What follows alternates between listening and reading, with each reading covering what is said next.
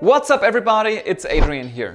If you spend 3 hours taking the GMAT and realized your GMAT score is lower than what you were trying to target, don't worry, it's not the end and it's still possible to change everything. In this video, I will not only give you tips on dealing with a low GMAT score, but I will also provide helpful advice on making your business application stronger by highlighting other parts of your overall profile. So what's a low GMAT score?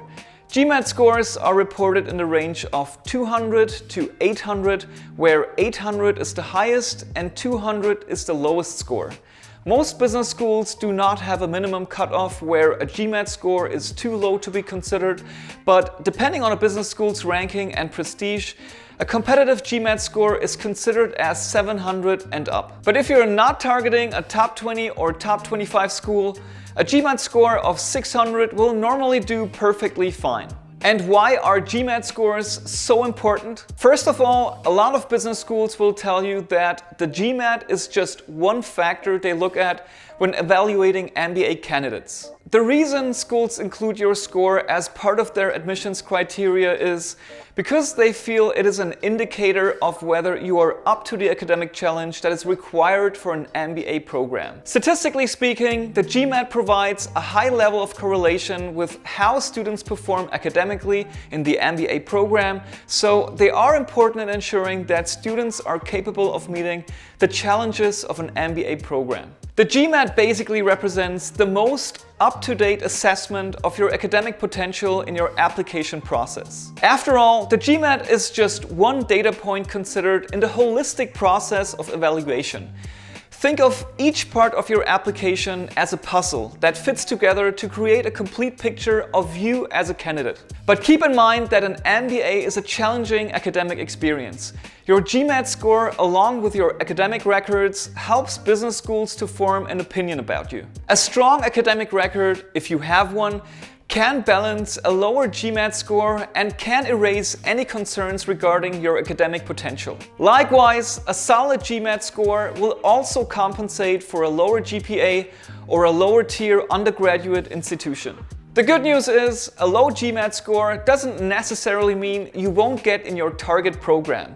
Having a low GMAT score doesn't mean you should give up on your application entirely. Even if you have a low GMAT score, you should never feel discouraged because it is always worth applying. There are people out there with low GMAT scores and they can't get the score up and they can't improve. And that's fine because business schools are not looking to fill their classes with scientists, but are rather looking for a mix of skills.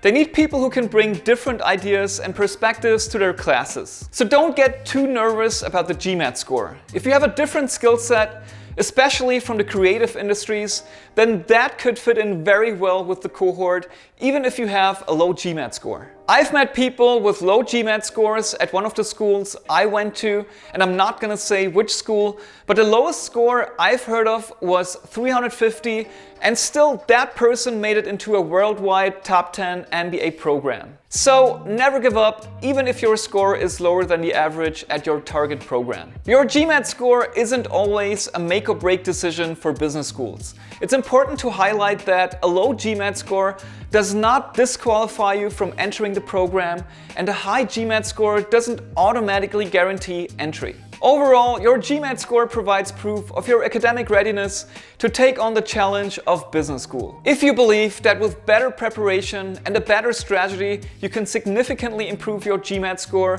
a retake will benefit your application. It will also offset any other weaker parts of your profile. What happens if you get a low score after your first attempt? Retaking the GMAT is the most direct solution to the problem of a low GMAT score.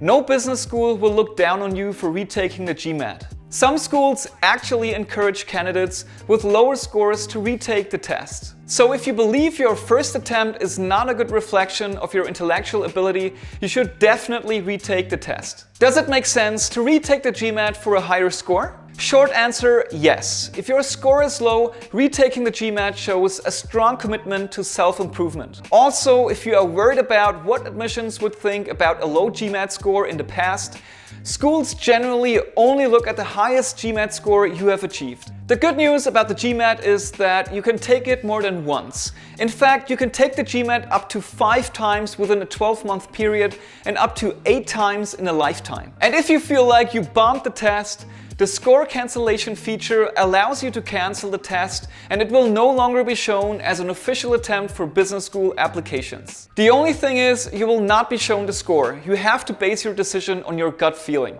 Generally, it is very important to evaluate your performance in your last GMAT attempt.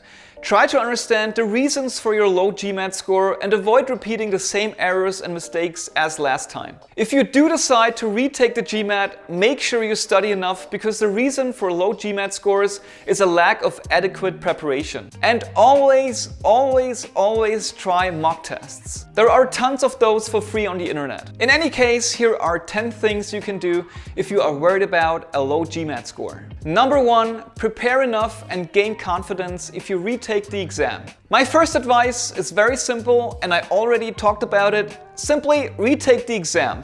If you're taking the GMAT for the first time, you're often very nervous during the GMAT and maybe even not enough prepared for it, which might harm your performance. You typically do better the second and maybe the third or fourth time. When you've gone through the test-taking process, you'll learn the procedure and how it feels, and that alone will be enough to boost your confidence for another attempt. Number 2, make the most out of any optional MBA essay questions. Some schools have an optional essay question that gives you the chance to provide additional information about you and why you are a great fit for their MBA program. It gives you the chance to elaborate on what you perceive to be your area of weakness and the other contributions you will make to the program. If you feel that the GMAT is not representative of your abilities, you may want to utilize the optional essay to share your thoughts on the exam and highlight other areas of the application that demonstrate strength in a certain area. Thus, if you feel that the GMAT is not a true reflection of your skills and abilities,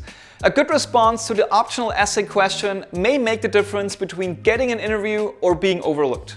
Number 3, make your resume shine. There is no better place to highlight the promotion, international experience, and leadership than your resume. When you were in a leadership role and led a team of X number of people to win your team's most significant project and then shipped it like a boss, you should include this impactfully in your resume to mitigate the impact of your low GMAT score. Talk about the times you went out of your way to find solutions or take on additional responsibilities beyond your work. Those are great ways to divert the attention from your low GMAT score. This is the place where you can tell your professional story and show off your best work. The key to focusing away from a low GMAT score here is to emphasize your distinctive personality and life experiences. It aims to demonstrate who you are as an individual rather than giving yourself a tag of your GMAT score. Consider yourself a product and write down all of your USPs. You could talk about your current career stage, what your goals are,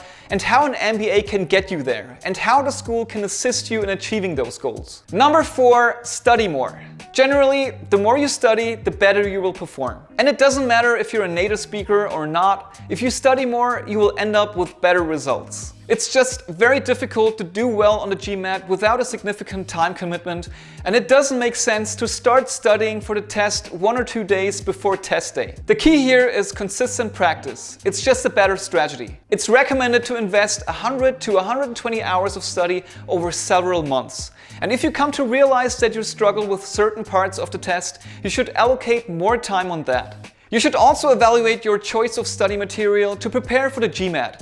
By changing your source of preparation, you could get a better understanding of how the mechanics of the GMAT work. Every GMAT study provider has their own way in describing things, so it might make sense for you to switch things up. Number 5, try the GRE. There are many test takers who have been able to achieve success in admissions by switching from GMAT to GRE.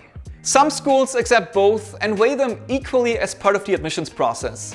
Just make sure to ask each school about their GRE policies before switching tests, because this is not the case at every business school. Some experts say prospective students who do not have a quantitative background often perform better on the GRE than the GMAT. Number 6, apply to a school or a program that does not require the GMAT. There are schools that don't require the GMAT. Some schools have their own tests to evaluate a candidate's suitability to the program. And others don't use any tests at all and don't care about the GMAT and instead assess the candidate through personal interviews. Number 7, ask about GMAT waivers. Some programs offer a GMAT waiver depending on the circumstance.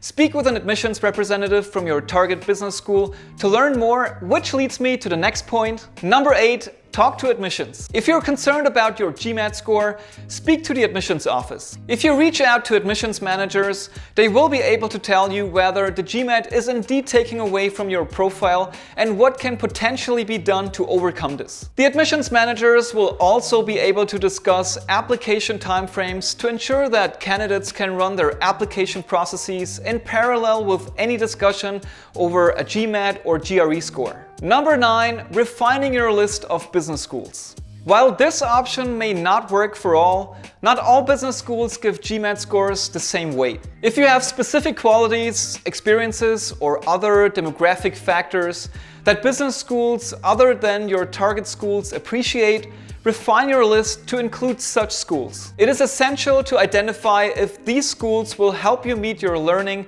and post-MBA career goals as well. Do your homework and understand the pros and cons of each option. Knowing yourself and how a particular school suits your professional goals and needs is the essence of making the right choice. Number 10, recommendation letters. Firstly, remember that different programs require different recommendation letters, so check the admissions section for your application. This could be a key to acing your application after a low GMAT score. The admissions committee is looking for a recommender who has worked with you, who knows you as a person and can share real-life stories and anecdotes that demonstrate a lot of information about personality rather than understanding your potential from your low GMAT score. Your recommendation letters must provide helpful information about you, your experience, accomplishments, contributions, and talents to paint a favorable image of you to consider your application despite the low GMAT score. To sum this up, if you have time, retake the GMAT. Make sure you select the right resources for GMAT preparation.